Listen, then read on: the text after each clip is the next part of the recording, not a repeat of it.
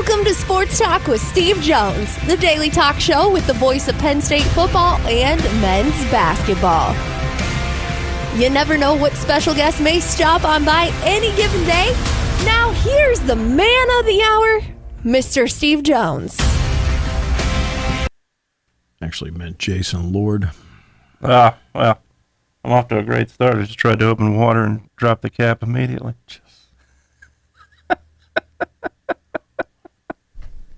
Even for it's half a show, just one guy.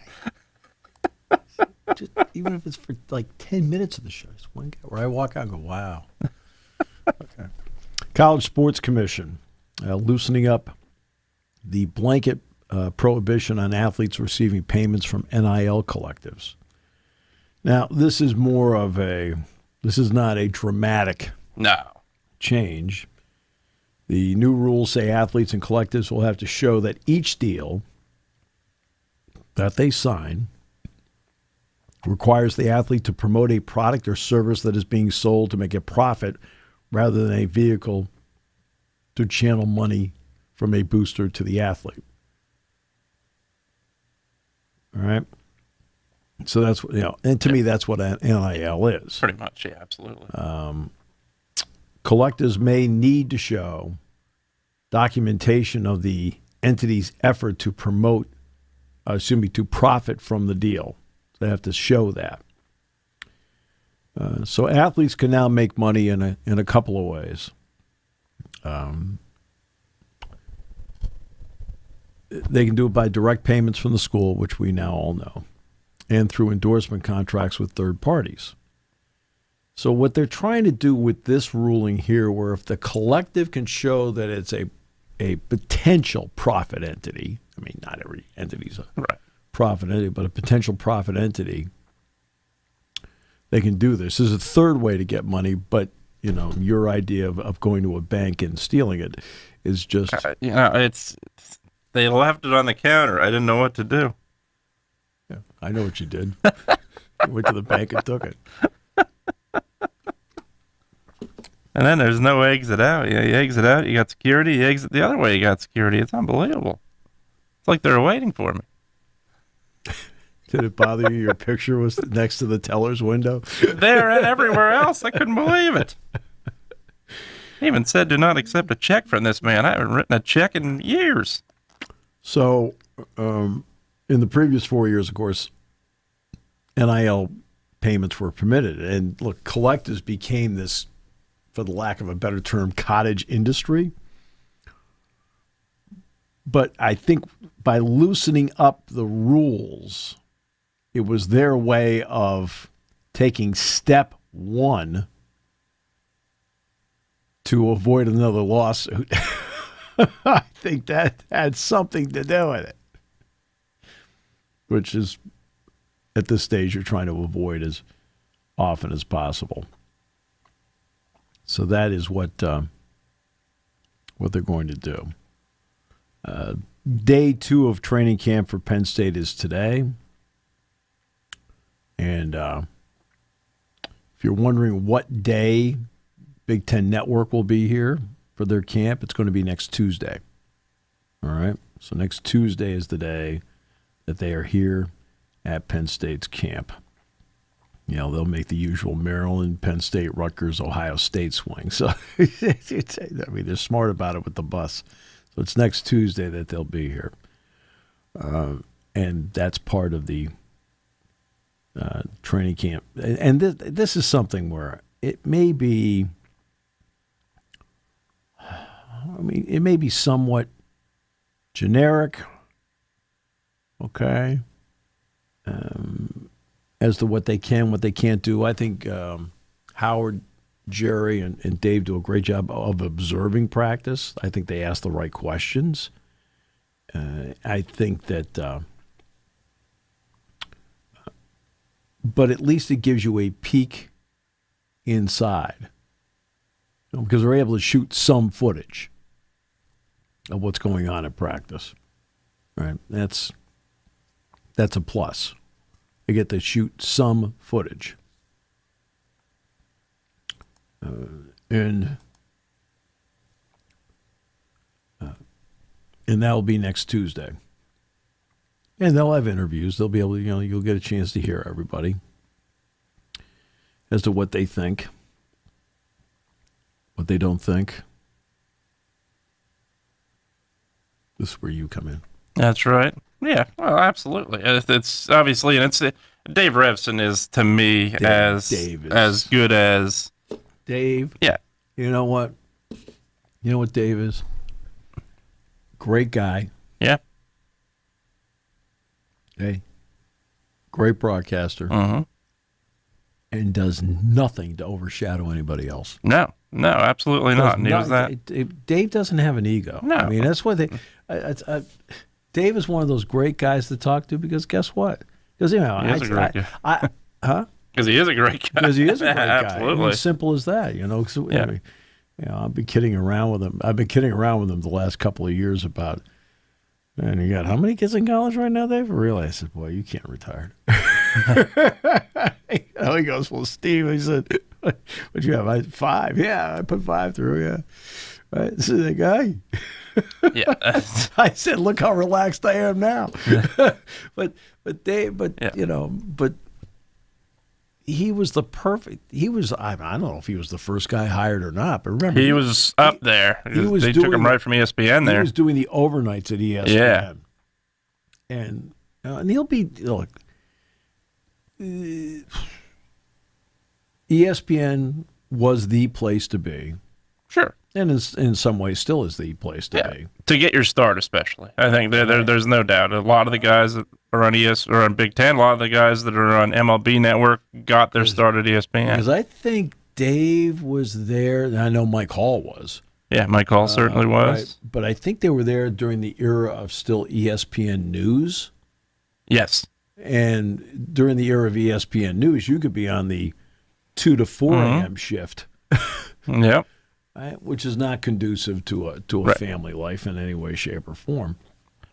And so then he ends up at BTN, and he's been terrific. Yeah, it's been amazing. Yeah, I mean, he's been the face of the network, and he's the face of the network that doesn't think he's the face of the network. Right. Exactly the guy you want.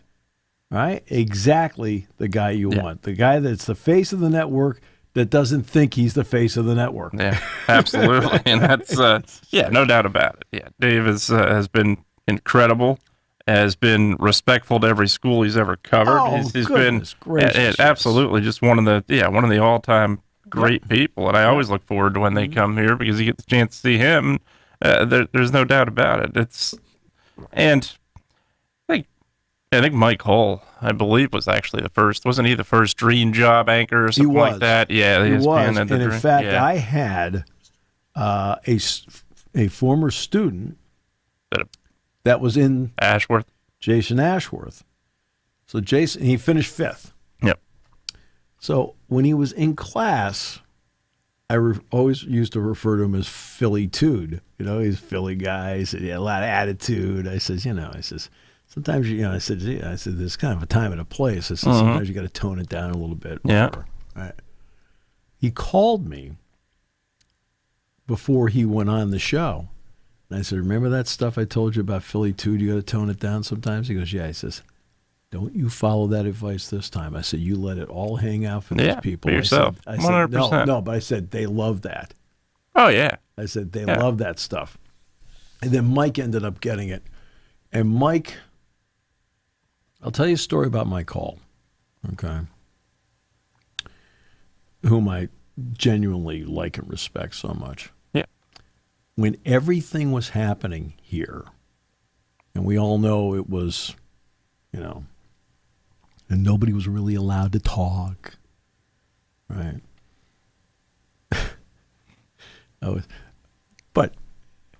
Yeah. Okay, over here in the back, okay. Who has to host the Thursday night talk show? Over here, I do. You hosted it the day of too, which I thought was incredible. Who has to host? Yeah. Who has to do the pregame show on Saturday, then the game? I said somebody has to talk. Yeah. So Mike got a hold of me, and he wanted me to be on the Friday show. He says, Steve, He said, we can't get in. We've got to get somebody. I said, Mike, I'll do it. All right. And Mike did something, just to let you know how much Mike cared about the situation, how to handle it, but he also cared enough to make sure that it was going to be done in such a way where I wasn't going to get thrown under the bus. He emailed me the questions. And I never, and you know me, I have never asked for questions. I didn't even ask for questions this time. Did not ask for questions this time. You know, because I never have. I've never once, anybody that's interviewed me, I've never asked them to send me questions ahead of time. Even when people started to volunteer, I said, I don't care what you ask, just ask it. All right? But Mike did, and Mike followed it to the letter. So I knew what he was going to ask and why he was going to ask it. And then when the memorial service took place in the Jordan Center, Mike was also on that day. And I was on with Mike then as well, and Mike was tremendous to deal with. So, yeah, I have a lot of respect for these people. It is right, but it's going to be Dave, Howard, Jerry. Yep. Jerry gives me great insight, especially looking at the offensive line. Yeah. Just talking to Jerry, I just like to talk to Jerry. Howard, I think Howard's really smart. Yeah, I agree. You know. Yeah, I met Howard one time, and he gave me great insight. The time I met him, he told you to quit. And he didn't do that. No, he did not do that. He probably should have, but he did not. But told you to resign. Absolutely, gave me great insight. Told me to resign. No doubt about it. Yeah. Okay. Yeah. There we go. And he pulled through anyway. He's still there. Okay.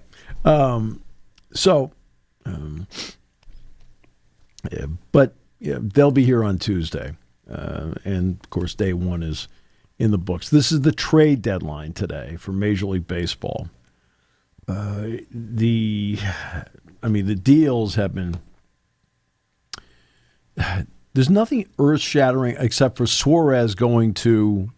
there's two. Yeah. Suarez going to the Mariners and Bieber going from Cleveland to Toronto. Those are the two, I think, above all.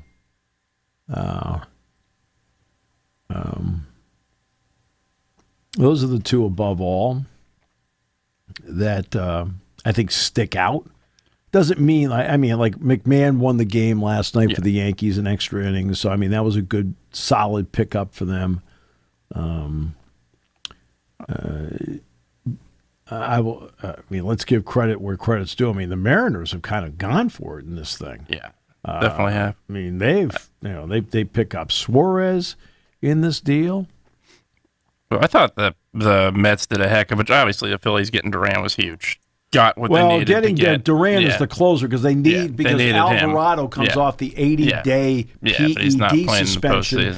But when you're coming off a PED suspension, you were ineligible for postseason play. Absolutely. And he's been inconsistent anyway at times. I think that's been the one bugaboo with Alvarado, especially in the postseason. But I thought the Mets not only getting Halsey, I thought was that big, was a big one because they need to get somebody else. Yeah, they also didn't have to give up a lot to get him. No. Didn't have to give up a lot of prospects either, which I thought was a mistake on the Cardinals' part. They're a franchise that usually doesn't. Last couple of years they've made a few, but they have a history of not really making a lot of mistakes on trade. I thought they did there. I thought they could have gotten more for Halsey. They opted not to, and you get them to the Mets. The Mets did a heck of a job. That was a good counter to the Phillies move. Yes, it was. It was a very good counter to the Phillies move. And I think the Padres made a deal this morning. But now you've got Suarez, Naylor to go with Cal Raleigh, Julio Rodriguez, Randy Arozarena. The problem for them has not been pitching. The problem for them, because, Gilbert and Wu and Kirby and Castillo, their bullpen's really good, and they just acquired Caleb Ferguson. They just needed more offense to go around Cal Raleigh because Rodriguez has not had a great year for them. And then Bieber being picked up by Toronto. Now this is where where Toronto's going to roll the dice. They're hoping that Bieber's able to bounce back quickly in injury rehab. I mean, that's what the hope happens to be. You're talking about former Cy Young winner, but that was during the COVID season. He had a season-ending elbow injury after just 2 starts a year ago. Off-season, he signed a deal with the Guardians for $10 million this year, $16 million next year, which is an option. He has not pitched in the majors since undergoing Tommy John. But he's made 3 minor league rehab starts in recent weeks. And for Double-A Akron, he went 4 innings the other day, threw 57 pitches. He struck out 7 guys. Okay. They're hoping that he is a part of the rotation within 10 days to 2 weeks. So now they've got Kevin Gausman, they've got Chris Bassett, they've got Eric Lauer, they have Jose Berrios, they have Max Scherzer, and now they've got maybe Bieber into the mix. I mean, Bieber, 3.22 career ERA over parts of 7 seasons with Cleveland. Now, here's one of the issues that the Guardians have. Okay, who would have been a prime chip to trade? Oh, just give me one guy. Just even for 10 minutes. Just give me one guy. Emmanuel Clase. Yeah, I didn't think they were going to move him, though. Well, look, if you're going to move, and they might move Stephen Kwan. Right. You've already Kwan moved Bieber, especially. Okay? Clase, everybody's looking for bullpen help. You could have maybe raked in. Right. Now, you could have done it the Pirate way, and, hey, look at all the prospects we got. You got nothing. Yeah, Kwan is a guy that can definitely be on the move. Right. Yeah, Clase I just didn't think was going anywhere. And by the way, keep Ryan Hayes went to the Reds. I mean, I don't even know what the heck did they get. Not a lot. No, not a lot. And Hayes is having a down year at the plate. And obviously, Hayes is a great fielder. Great Hayes fielder, can't Gold hit. Glover. Yeah, he just He can't hit. That's the problem. I mean, that's the bottom line. On a team, look, the Pirates' pitching, and especially the starting pitching, is really good. Yeah, there's no doubt. And I read today an article in The Athletic where they don't think that the Pirates are going to move Mitch Keller. I read that article today. Now, we'll find out whether that's true or not. But the Padres got the closer that they were hoping for. They got Mason Miller from the Athletics. You got J.P. Sears in that trade, too. You had to give up a great prospect. You had to give one of the top 5 prospects in baseball to do it. But Miller's one of the best in the game, and Sears is a good addition, too. I thought that was a good trade for them. Hey, Miller's only 26. He's got a 3.76 ERA, Pennsylvania 38 native. appearances. Fastball averages right around how you drive, 101.1. Fox Hollow Road. Is that why they finally closed off the road and said, don't do this again? They are looking for you, baby.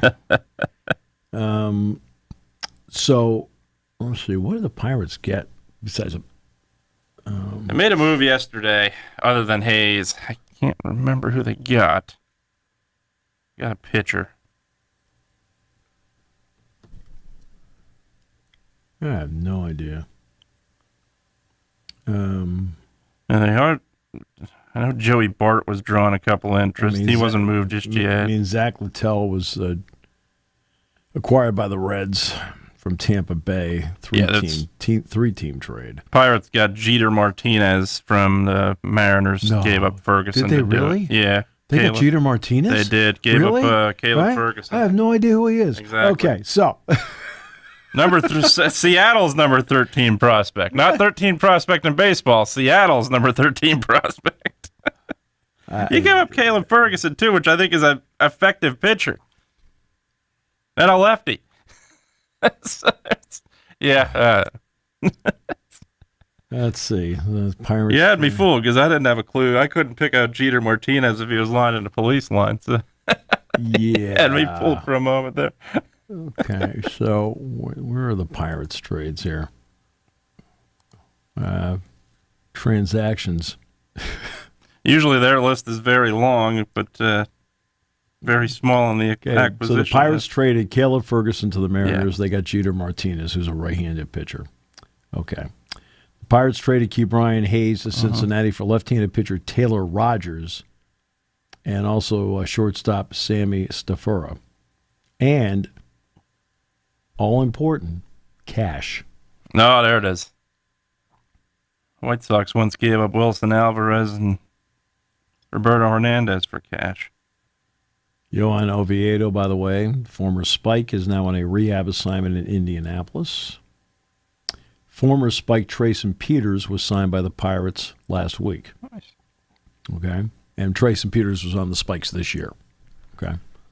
We'll see if Pirates trade their closer. I think that's one that. Well, that's what could we're be a waiting to see. possibility. Well, between Santana and Bednar, will they Bednar, trade I think. one Yeah, or Bednar, both? I think would be more likely. Will they but trade yeah, one they could or trade both? Okay. Maybe I'd trade O'Neal Cruz. He doesn't have any Gold Gloves to show for his career. I can tell you for that. goodness sakes. O'Neal Cruz. Terrible. Okay. This is what I've said about O'Neal Cruz. L.A. De La Cruz of the Reds is what O'Neal Cruz should be. Okay. There is no doubt he has all this incredible talent. He can hit a ball 513 feet, as we saw in the Home Run Derby. He can throw a ball from shortstop over 100 miles an hour. He can throw a ball from the outfield, a strike to the plate, at what, 120 miles an hour, whatever the number was? Right? He can do all of that, and he's not a good baseball player. That's the weird part of it. He's not a good baseball player. No. And it's one of the reasons why I don't think, like,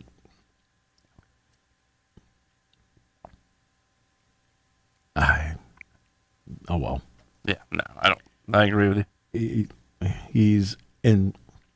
Look, and I understand that the StatCast people love him, which is a good reason. Again, right, you can love him in the StatCast era all you want, but I just want. All I care about is whether he's a baseball player or not. I mean, let me see here. What are his numbers here? Just pure numbers. I mean, I know what I see. No, he's been on a roll lately. I mean, he's 0 for his last 8. He won for his last 12. Very impressive. I thought the Giants series went great for him. Value batting. What the heck does that mean? What the? Oh, no, I'm just telling you. These guys have stats for everything, which is fine. What's his WAR number? I have no idea, nor do I care.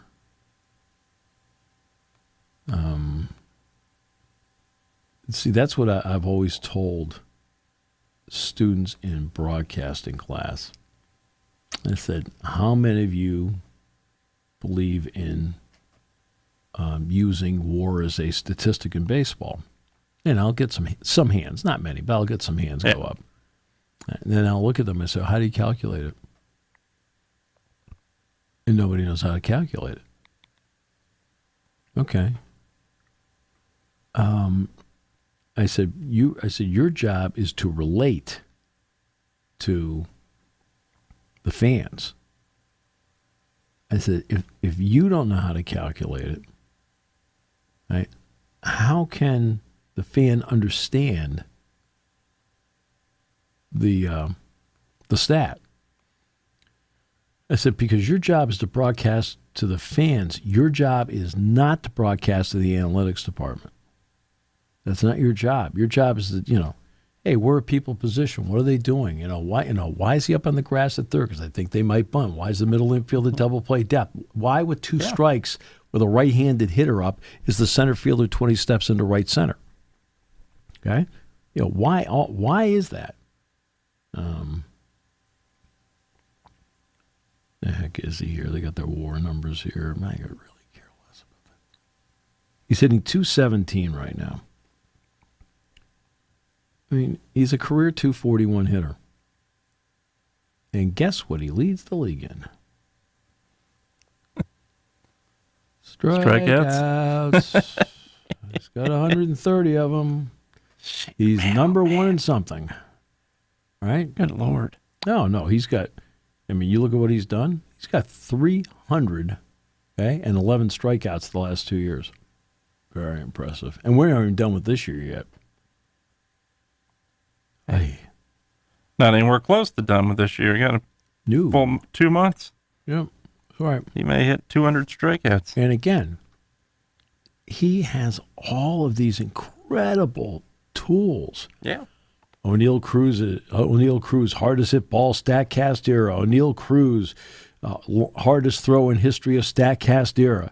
Right? Blah, blah, blah, blah. It doesn't matter. Okay? On an everyday basis, can he play baseball? He's not very good at running the bases. No. Oh, that's an understatement. He's hit or miss at the plate in terms of swing and miss. And again, that's what's so frustrating about him. How do you have all these God-given gifts and be, no offense, but mediocre at the game? Mm-hmm. Oh, well.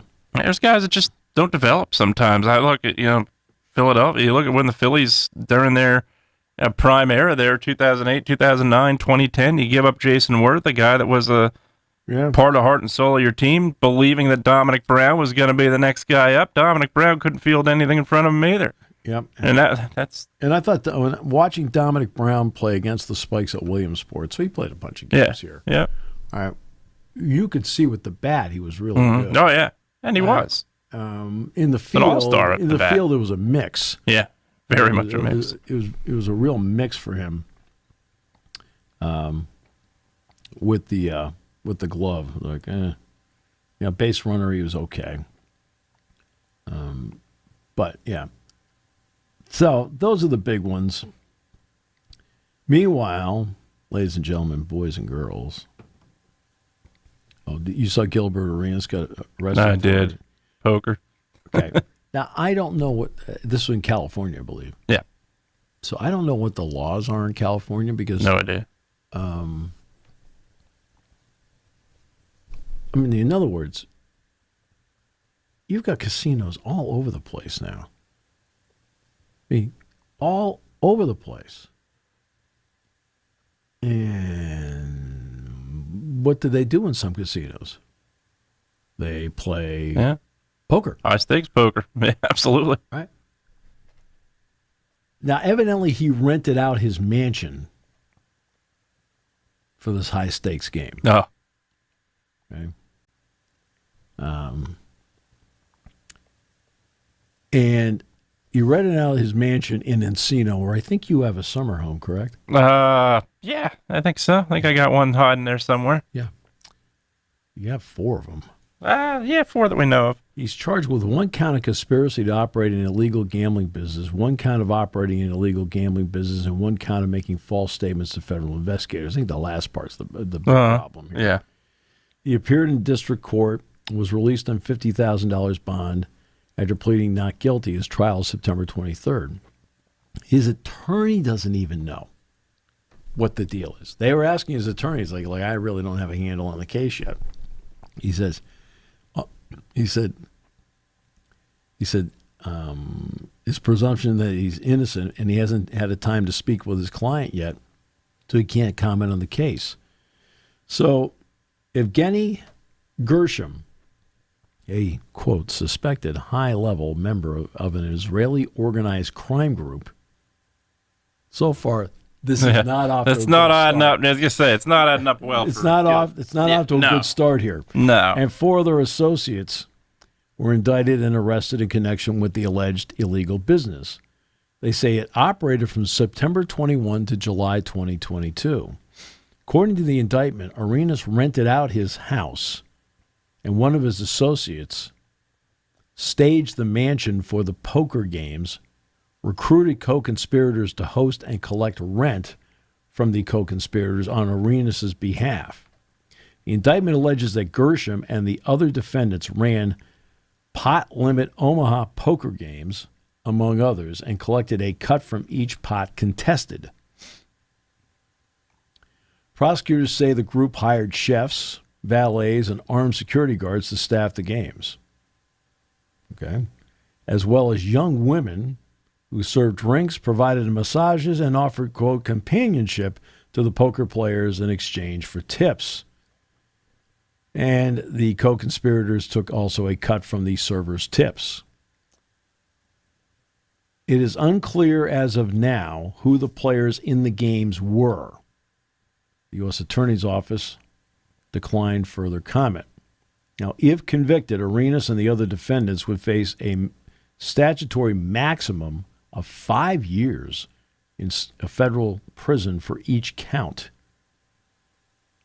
It's not the first time he's found himself in trouble relating to card games. In December 2009, Arenas and Washington Wizards teammate Javaris Crittenden, who played against Penn State, by the way, when he was at Georgia Tech, were involved in an incident where they brought guns into the locker room, which Arenas later said was a result of trash talk from a card game on a team flight.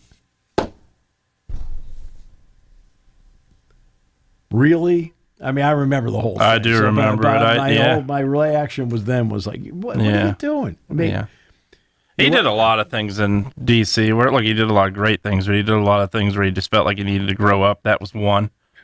Yeah, that's. I mean, he averaged almost 21 points. Oh, he's a great player. He's a good point guard. I believe his son has signed at USC. USC, yeah. And his son's hurt right now. His son got hurt. So. He was a clutch postseason player, too. He played well in the postseason. Oh, he's a good player. I mean, he played for, Golden State, the Grizz, the Magic, the Wizards, so Grizz, Memphis. Yeah. But, yeah, another interesting day. All right.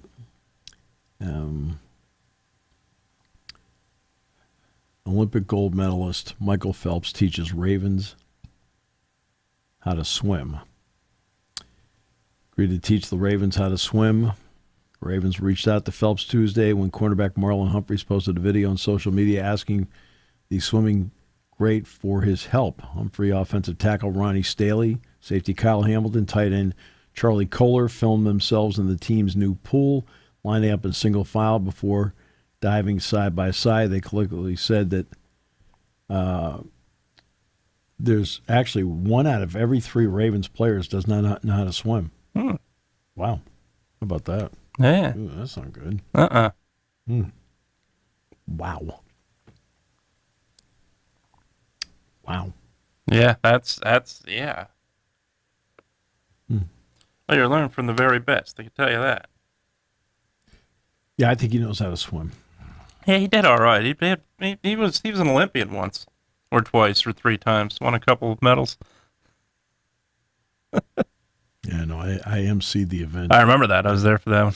Then it was here. 04, I think it was. Mm-hmm. Yeah. No, it was 08. What, I think it was 08. Was it 08? It was after Beijing.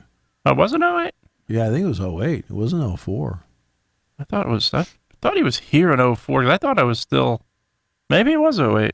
I think it was after. It does run together. No, I think it was after after Beijing. I think it was 08, and we did it over. Because I remember he had some kind of agreement with AT&T at the time, and they were. And we did this over at the hub. Yeah, it was at the hub. Yep. I remember that. Yeah. Yep. So. Yeah, I remember when he was here. If I were to bring your name up, he probably would remember you too. No, I doubt he would. I know. The first step is admitting the issue. By the way, so Trey Hendrickson ended his holdout. Yes, but he's not practicing.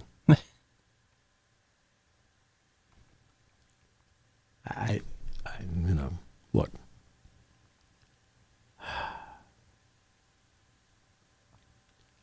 He indicated he doesn't plan on participating until he receives a contract extension. So he wants to stay as much in the background as possible. He doesn't want to cause a distraction.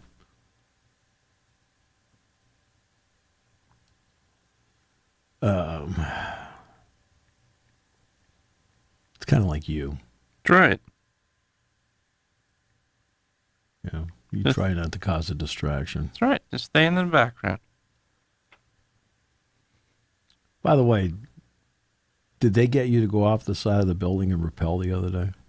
They did not. I am potentially. We'll see. I told Angela next year's a possibility. We shall see. I'd never. I'd be a little afraid. A little afraid. Not as afraid as I am of snakes, but I would be a little afraid. If you were told me to, snakes and Patches the dog. Oh, I hate snakes. I've had to deal with a couple, and it was never a fun experience. You almost said I hate Patches the dog. You hate the dog. Snakes is the. Oh, I'll never forget.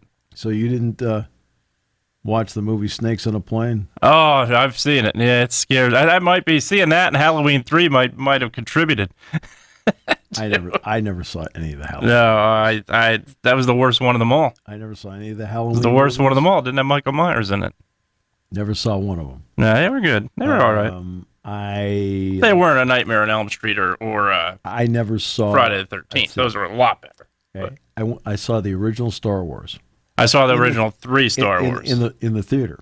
I saw the original 3. Guess what? I didn't like the movie, so I never saw the other ones. I saw Star Wars Empire Strikes Back, Return of the Jedi. Beyond those 3, I don't know what nowadays I don't know what they are in the sequence, but yeah, those I have no idea. 3 I saw. I never saw any after that. I saw the first one.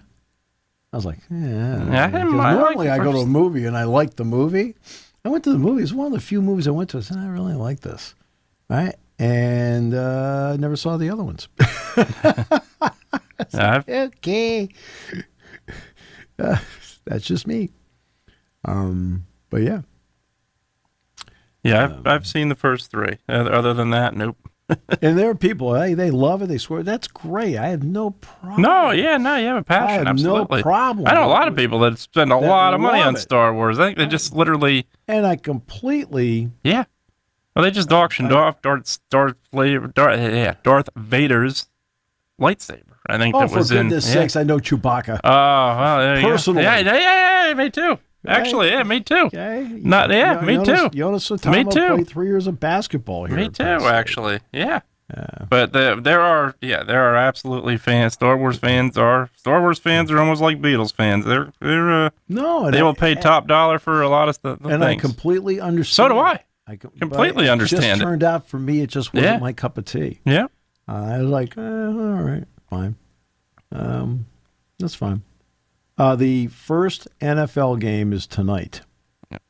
And it's going to be the L.A. Chargers and the Detroit Lions tonight. Yep. Brent Musburger, I believe, is going to be a part of the broadcast tonight. Nice. Because Brent is going into the Pro Football Hall of Fame, which is great. Yeah, I agree. Yeah, absolutely.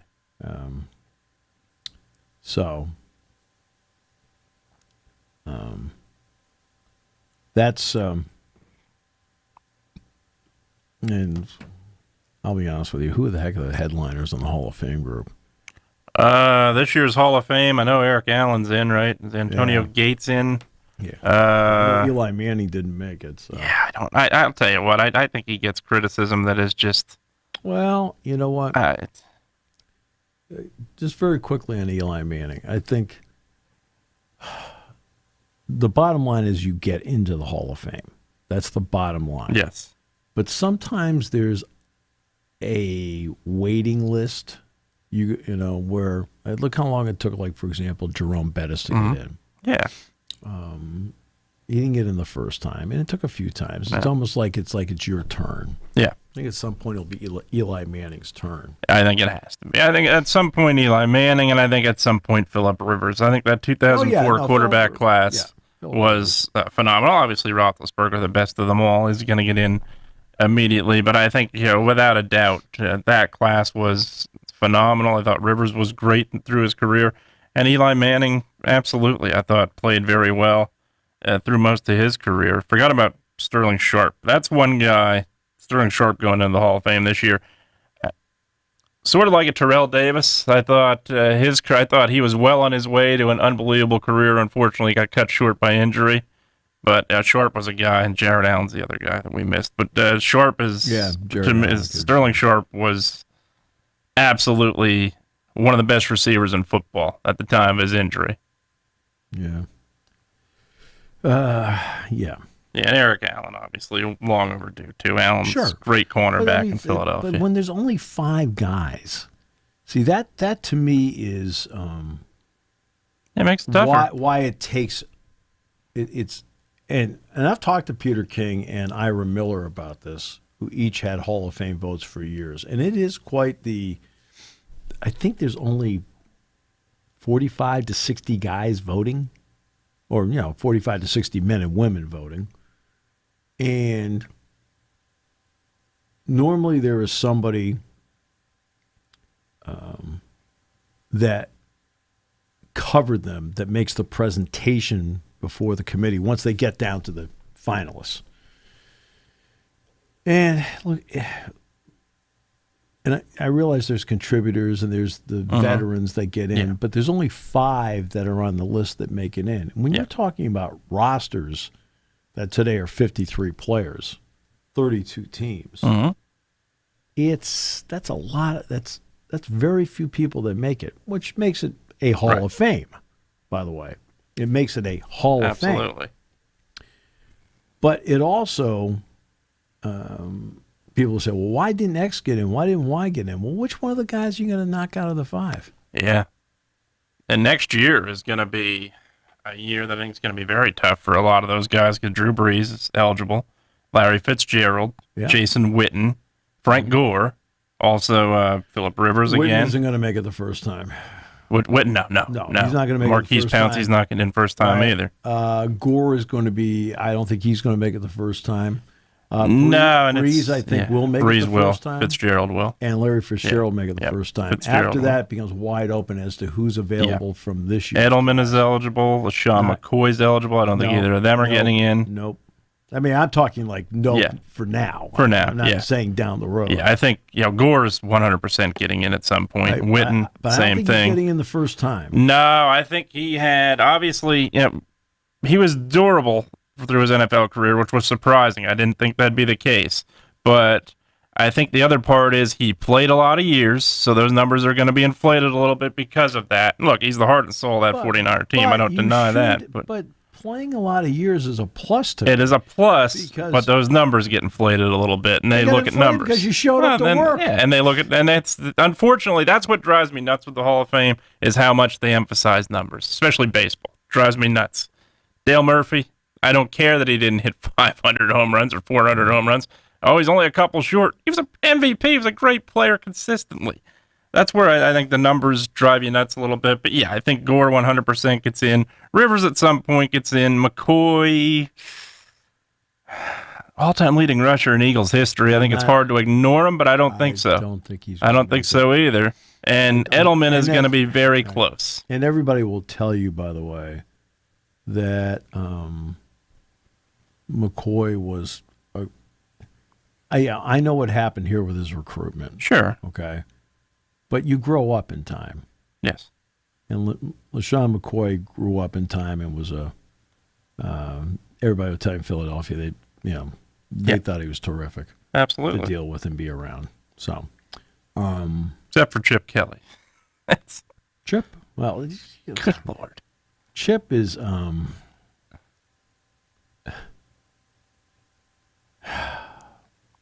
I'll never forget.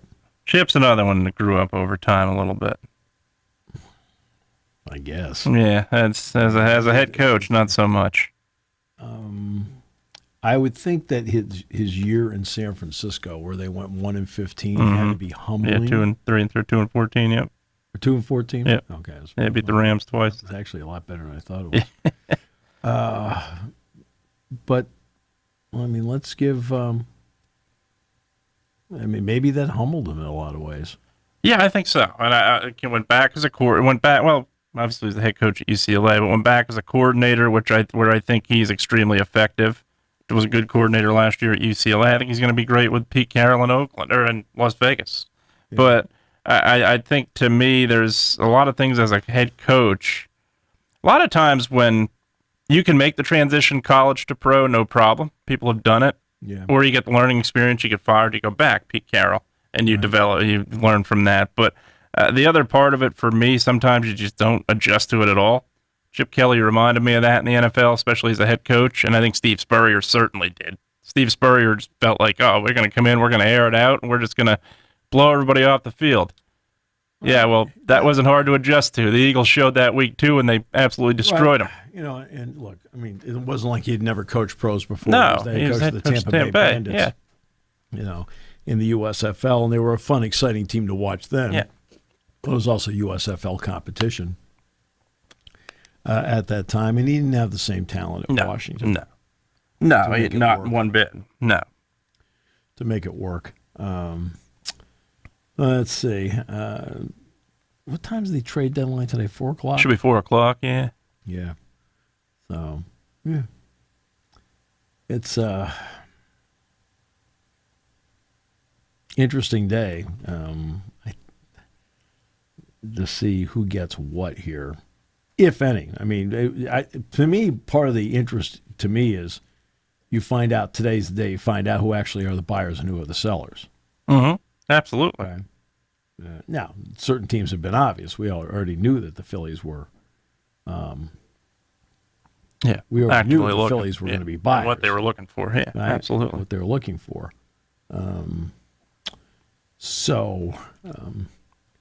mean, the Mets may be looking to shore up their lineup. So, do they go out and get Luis Robert? Do they go for Brandon Lowe, who homered against the Yankees last night?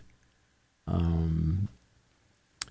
think Luis Robert is just a wild card in so many ways because you felt like when he came in, he was going to be a premier player. I saw him in April at Fenway, and the Red Sox are winning 3-0, and they're cruising along. Crochet's been pitching. They finally take Crochet out. He's got a shutout after 6 innings. You're like, okay. Robert came up and he blasted one over the monster for a 3-run overtime of the game. The Red Sox won the game in extra innings. Bregman scored the game-winning run. But you're like, so I saw this one big swing of the year, like, whoa, hey, right? And he came to the plate, and I was sitting there with my son, and he looked at me and says, I got a bad feeling about this. And then 2 pitches later, banged it out. I was the same exact way. I went to an Angels-Pirates game, and Pujols was an Angel. He got out at first base, and Garrett Cole was mouthing off to him. And they ended up having an altercation. This was in the 5th or 6th inning. He comes up in the bottom of the 8th against Tony Watson in a 1-run game with a runner on. You knew darn well what was going to happen. 0-2 pitch, a high fastball, and Pujols took it over the wall, and the Angels beat him. Former Spike Tony Watson. Yep. First game Tony Watson pitched for the Spikes was at Williamsport. Right. 5 2/3 hitless innings to open. I'm like going, well, that's pretty good. Yeah. So. Yep, that was the day where I looked and said, I have a good feeling about this, and Pujols crushed it. Crushed. All right, so we'll update everybody on this tomorrow. Looking forward to it. And Media Day's coming up on Saturday, and there'll be a lot of people wanting to interview Jason, getting his comments on the team for the upcoming season. No? Not quite. I don't think so. All right.